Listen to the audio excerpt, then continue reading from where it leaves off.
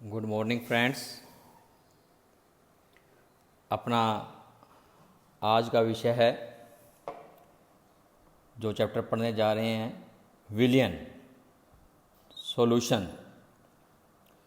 सर्वप्रथम विलयन की डेफिनेशन, दो या दो से अधिक पदार्थों के समांगी मिश्रण को विलयन कहते हैं। दो या दो से अधिक पदार्थों के समांगी मिश्रण को विलयन कहते हैं। समांगी मिश्रण मीन होमोजेनस मिक्सचर। एक ऐसा मिक्सचर होता है जिसके अंदर दो या दो से अधिक पदार्थों को मिलाने के पश्चात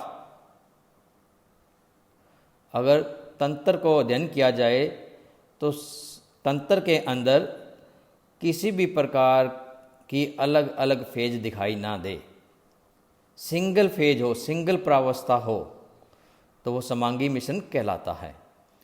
समांगी मिश्रण के प्रत्येक भाग में एक सा रासायनिक संगठन, दैट मीन केमिकल कंपोजिशन, तथा एक से भौतिक गुण, फिजिकल प्रॉपर्टीज होते हैं। एग्जाम्पल, शक्कर या नमक का जलीय घोल।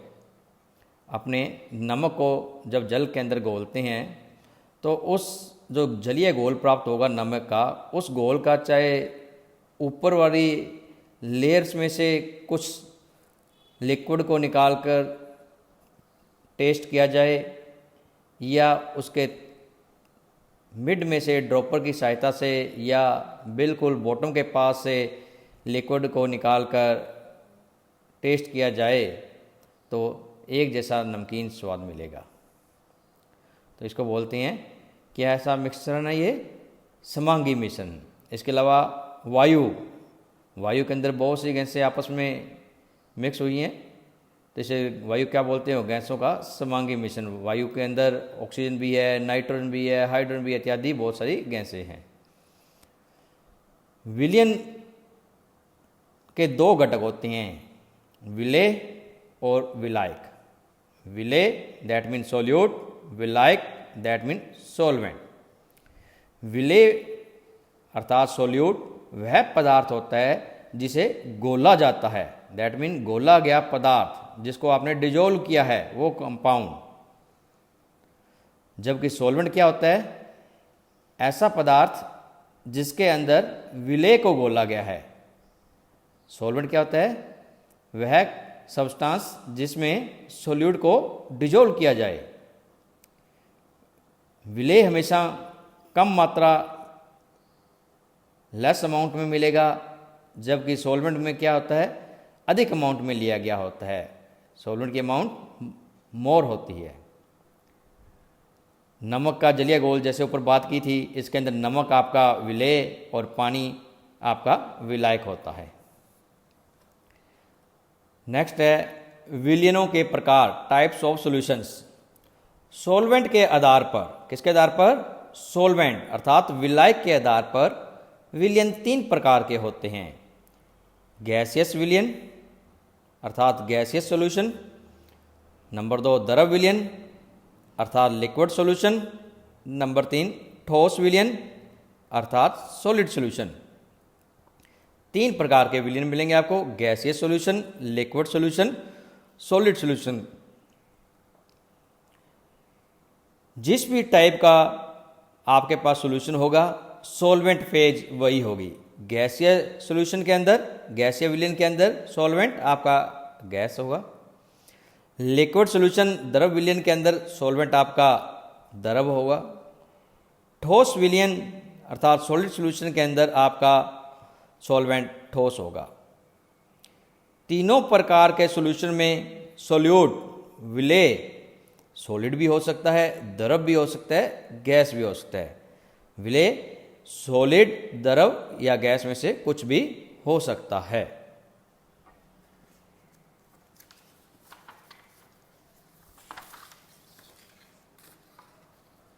अब अपने देखते हैं सर्वप्रथम गैसीय सॉल्यूशन, फिर उसके बाद देखेंगे द्रवीय सॉल्यूशन, द्रवीय विलयन, लिक्विड सॉल्यूशन, फिर देखेंगे ठोस विलयन।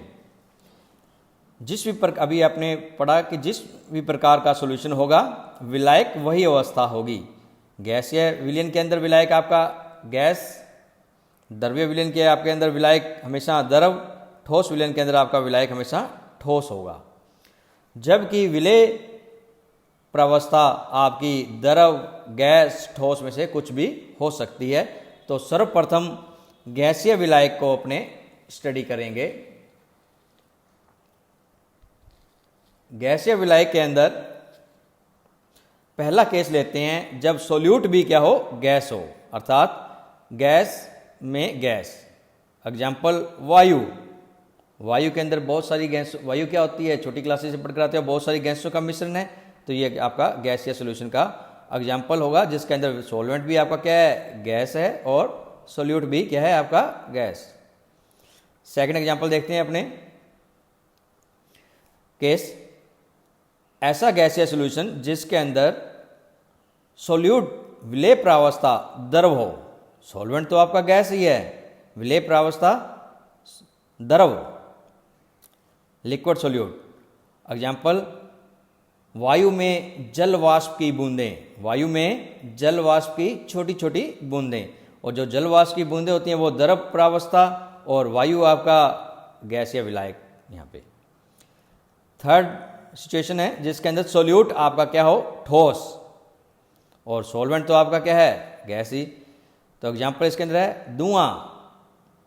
हवा के अंदर जो कार्बन के पार्टिकल्स उड़ते रहते हैं वो इसका एग्जाम्पल है।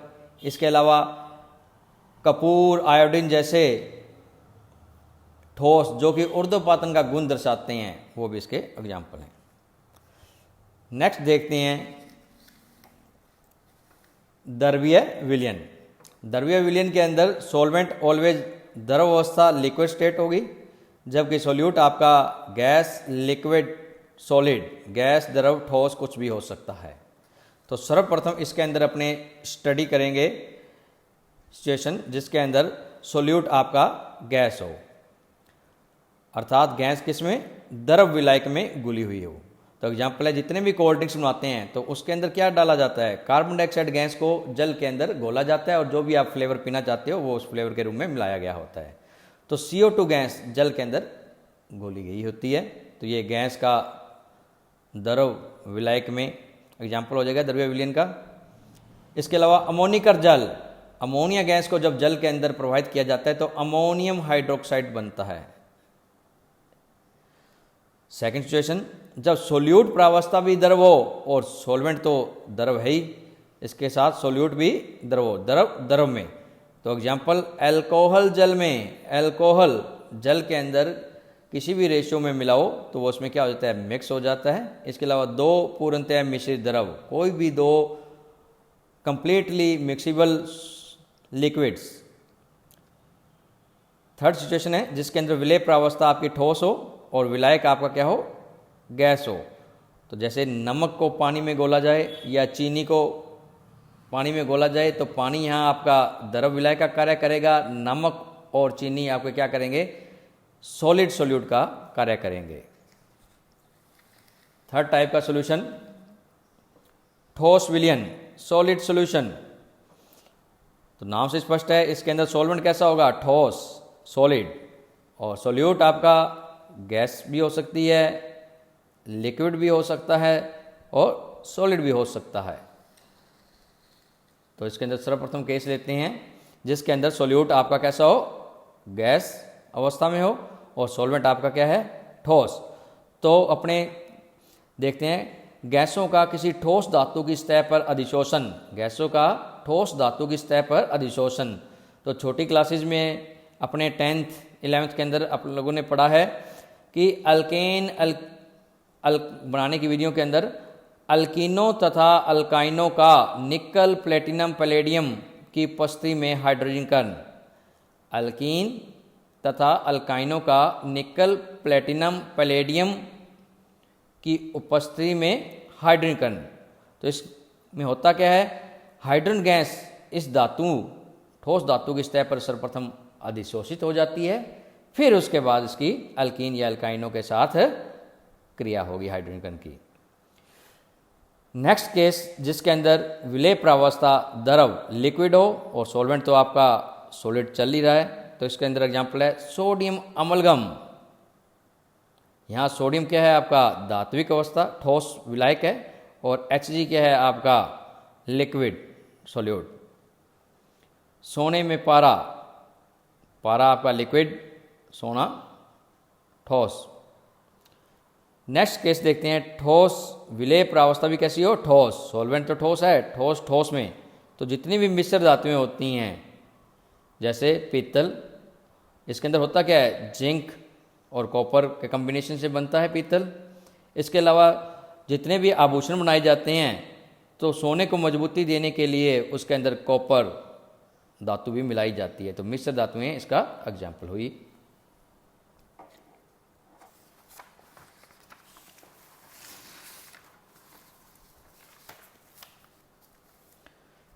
नेक्स्ट देखते हैं अपने विलयन की सांद्रता की इकाइयाँ। विलयन की सांद्रता की इकाइयाँ, units of concentration of solution. Solution की कंसंट्रेशन की क्या यूनिट्स हैं? तो सर्वप्रथम अपने सांद्रता के बारे में पढ़ेंगे। सांद्रता क्या होती है?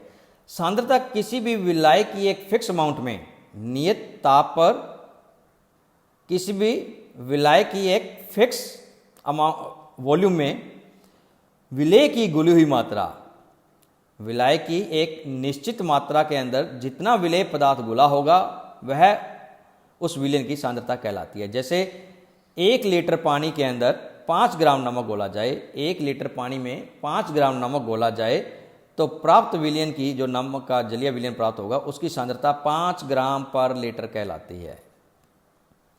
सांद्रता की यूनिट्स के आधार पर 2 भागों में डिवाइड किया गया है, बार आयतन मात्रक, वेट वॉल्यूम यूनिट्स, दूसरा वेट यूनिट्स, बार मात्रक।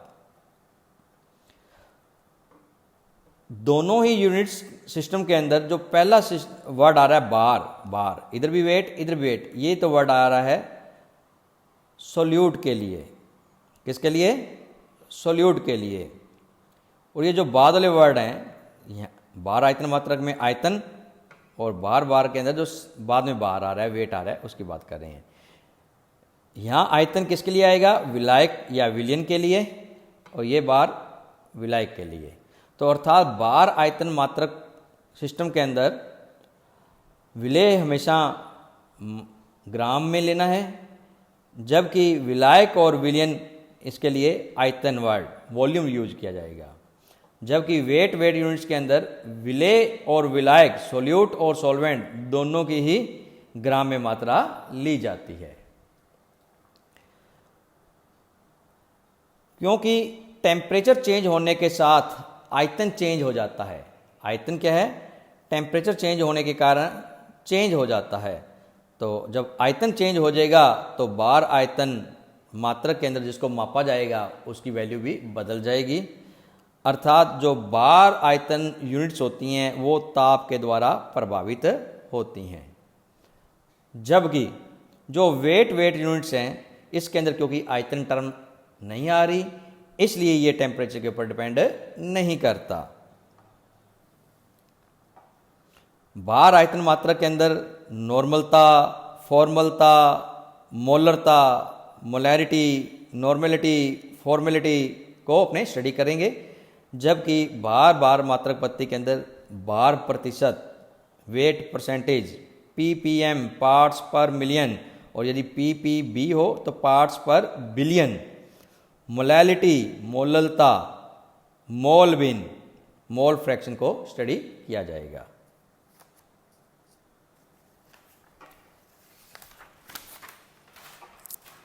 फिर अपने देखते हैं सर्वप्रथम वेट वॉल्यूम यूनिट्स, बार आयतन मात्रक। इसके अंदर सर्वप्रथम लेते हैं मोलैरिटी, मोलरता। 1 लीटर विलयन के अंदर घुले हुए विलेय के मोलों की संख्या मोलरता कहलाती है, जिसे कैपिटल M से दर्शाया जाता है। 1 लीटर विलयन के अंदर घुले हुए विलेय के मोलों की संख्या मोलरता कहलाती है। तो मोलरता क्या फार्मूला बन गया? विलेय के मोल बटा में विलयन का आयतन लीटर में। मोल को खोलकर अपने कैसे लिख सकते हैं? विलेय कि ग्राम में मात्रा बटा में विलेय का अनुभार, मोल की जगह मैंने ये पुट कर दिया और बाकी जो बटे में था विलियन का आयतन लीटर में, ऐसा वैसा ही। और क्योंकि यहाँ पर आयतन वर्ड आ रहा है और आयतन ताप के साथ चेंज होता है, इसलिए मोलैरिटी भी ताप के साथ बदल जाएगी। नॉर्मलता, नॉर्मेलिटी, तो 1 लीटर विलियन में उपस्थित विलेय के ग्राम तुल्यांकों की संख्या, कि 1 लीटर विलियन के अंदर किसी भी विलेय पदार्थ के जितने भी ग्राम तुल्यांक घुले होते हैं वह उसकी नॉर्मेलिटी कहलाती है, नॉर्मलता कहलाती है। इसे कैपिटल N से दर्शाया जाता है। नॉर्मलता बराबर परिभाषा के अनुसार विलेय के ग्राम तुल्यांकों की संख्या बटा में विलियन का आयतन लीटर में, number of gram equivalent of solute upon volume of solution in litre. तो अब ग्राम तुल्यांक, ग्राम इक्विवेलेंट कैसे कैलकुलेट किया जाता है? विलेय की ग्राम में मात्रा बटा में विलेय का तुल्यांकी भार। विलेय की ग्राम में मात्रा, सोल्यूट आपने ग्राम में लेना है, upon equivalent weight of solute, solute का तुल्यांकी भार। बाकी जो बटे में था विलियन का आयतन लीटर में, वो ऐसा ही। अब बात आती है तुल्यांकी भार। तुल्यांकी भार कैसे कैलकुलेट करेंगे? तुल्यांकी भार को और खोल के अपने लिख लेते हैं।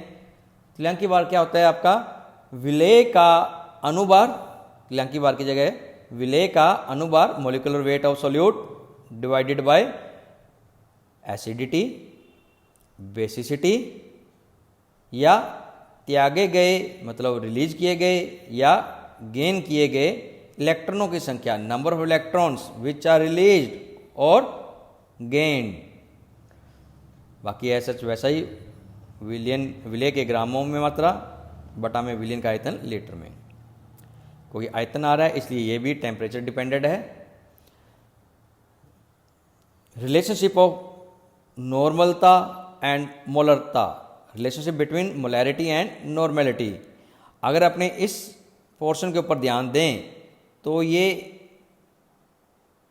इसके बटे में ये फिर वापस बटे वाली वैल्यू आ रही है, तो इस नीचे वाले का जो हर होगा ये ऊपर मल्टीप्लाई में चला जाएगा और यहाँ क्या रह जाएगा? विलेय की ग्राम में मात्रा बटा विलेय का अनुभार और बटे में ही विलियन का आयतन लीटर में, जो कि आपकी मोलरता होती है।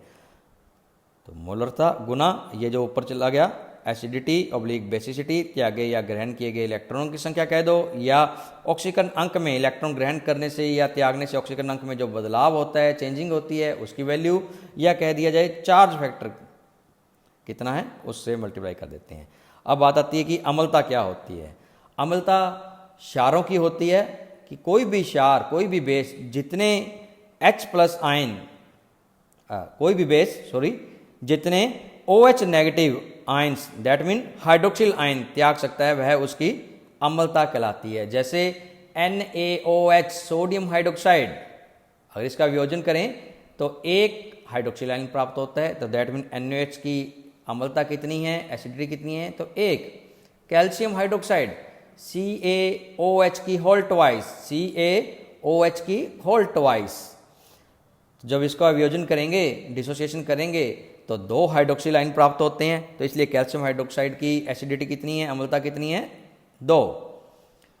क्षारकता, क्षारकता दैट मीन बेसिसिटी, यह अम्लों की होती है, एसिड की होती है।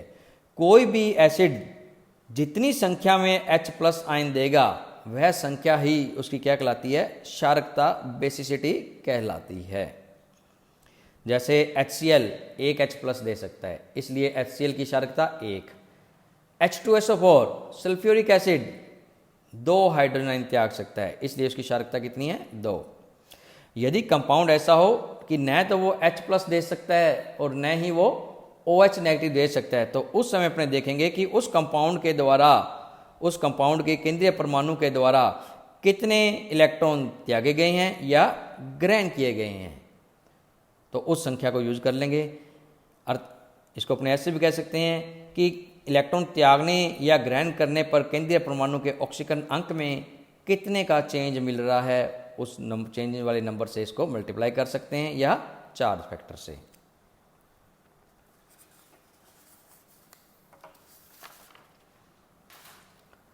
फिर आगे है फॉर्मलता, फॉर्मेलिटी। 1 लीटर विलयन के अंदर विलेय के जितने भी फार्मूला मास घुला होता है, 1 लीटर विलयन के अंदर विलेय के जितना भी ग्राम सूत्र बार घुला होता है वह संख्या ही उसकी क्या कहलाती है, फॉर्मलता, और इसे कैपिटल एफ से दर्शाया जाता है। फॉर्मलता बराबर विलेय के ग्राम सूत्र बारों की संख्या बटा में विलयन का आयतन लीटर में, क्योंकि आयतन यहाँ आ रहा है इसलिए यह भी टेम्परेचर डिपेंडेंट टर्म है।